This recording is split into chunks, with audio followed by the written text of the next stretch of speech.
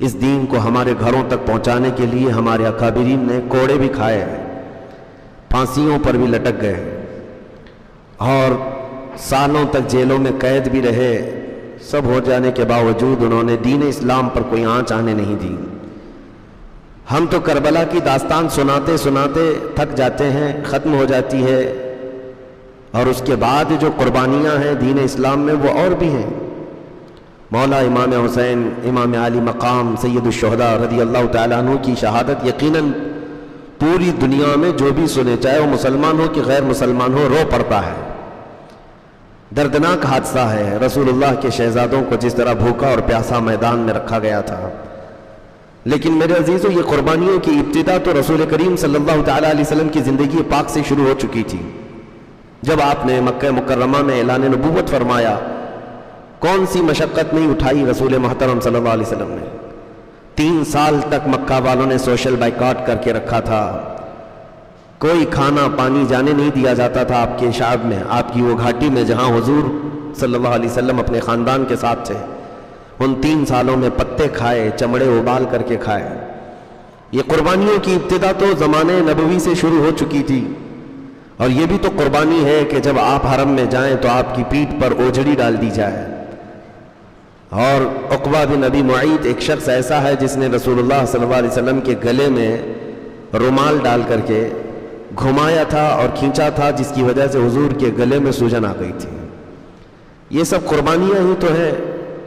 اور مکہ مکرمہ میں عمار بن یاسر اور ان کے والد گرامی کو آگ میں جلایا جاتا تھا، بلال حبشی کو، خباب ابن الارت کو، خبیب ابن عدی کو، زید بن دسنہ کو۔ یہ وہ صحابہ ہیں جن کو مکہ والوں نے تڑپایا ہے، صرف تڑپایا نہیں، ان کے ایک ایک عضو کو کاٹا ہے، انگلیاں کاٹی ہیں، ناخنوں کو کھینچا ہے، کان کاٹے ہیں، ناک کاٹے ہیں۔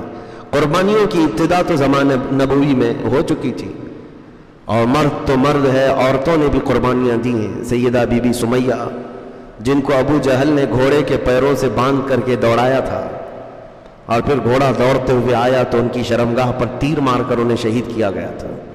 یہ پہلی شہیدہ ہیں اسلام میں۔ عورتوں نے بھی قربانیاں دی ہیں، بچوں نے بھی دی ہیں۔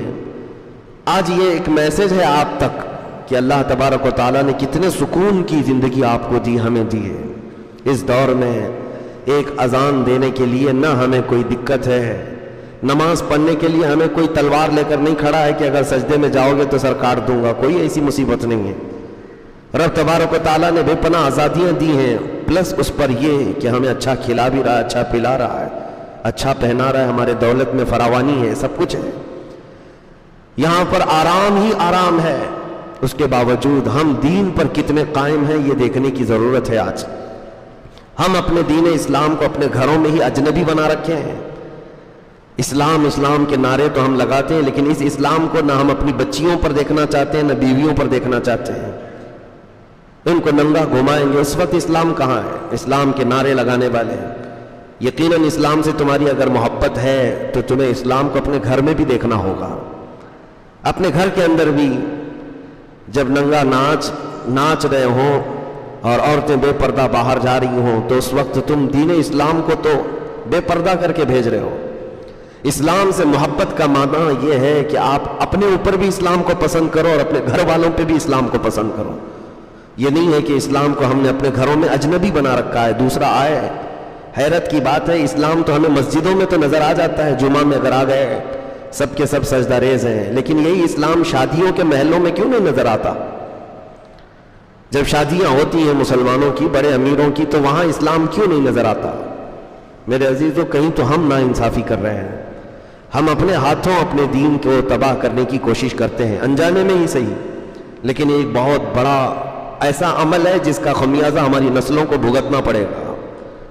آپ کو میں مثال بتا دوں، صدیق اکبر رضی اللہ تعالیٰ عنہ دسترخوان پر بیٹھے، اسلام کو کیسے گھر میں پسند کرتے تھے۔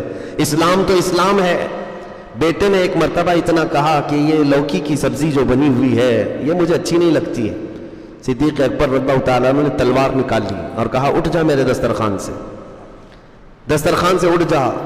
کہا ابا جان میں نے تو صرف سبزی کے بارے میں کہا اس سبزی کے بارے میں ہرگز نہ کہنا، اس لیے کہ میرے رسول کو پسند تھی، میرے نبی پاک صلی اللہ تعالیٰ علیہ وسلم کی پسندیدہ سبزی ہے، اور اگر تجھ کو یہ نہیں پسند ہے تو میں ایسا بیٹا نہیں برداشت کر سکتا جس کو رسول اللہ کی پسند نہ پسند ہو. یہ اسلام اپنے گھروں میں بھی دیکھنا وہ چاہتے تھے.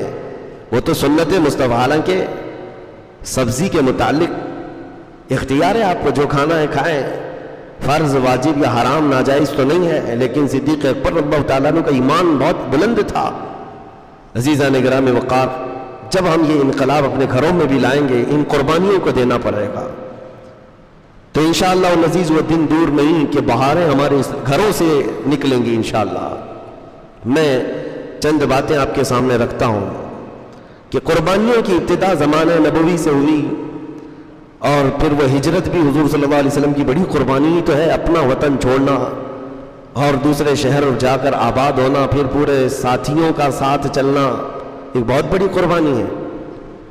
جب شہر مکہ چھوٹ گیا اور اپنے مدینے میں آباد ہوئے ہیں تو کیا یہ قربانی نہیں ہے؟ اپنا وطن اصلی چھوڑنا، پھر وہاں جانے کے بعد مسلسل جنگیں اور لوگوں کا مقابلہ، 10 سال تک تقریباً 17 جنگیں، سال بھر کا بھی موقع نہیں ملتا تھا سانس لینے کا.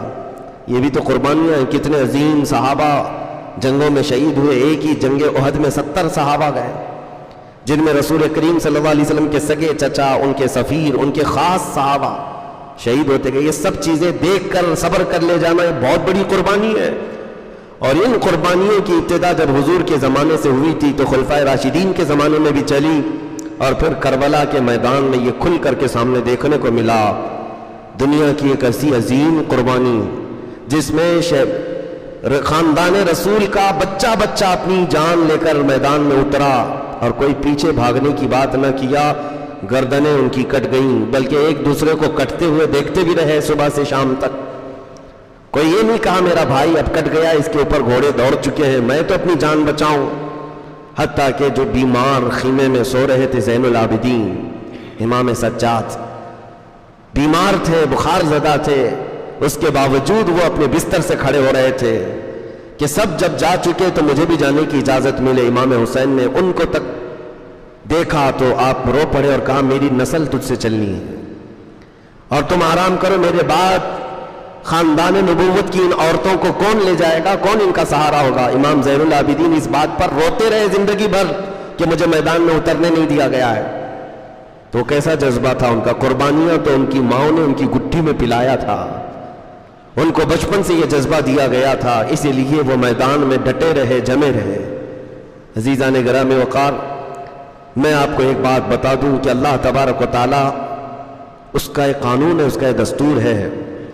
وہ اپنے بندوں سے امتحان لیتا ہے اور اس کے بعد ظالموں کو ان کے انجام تک پہنچاتا بھی ہے.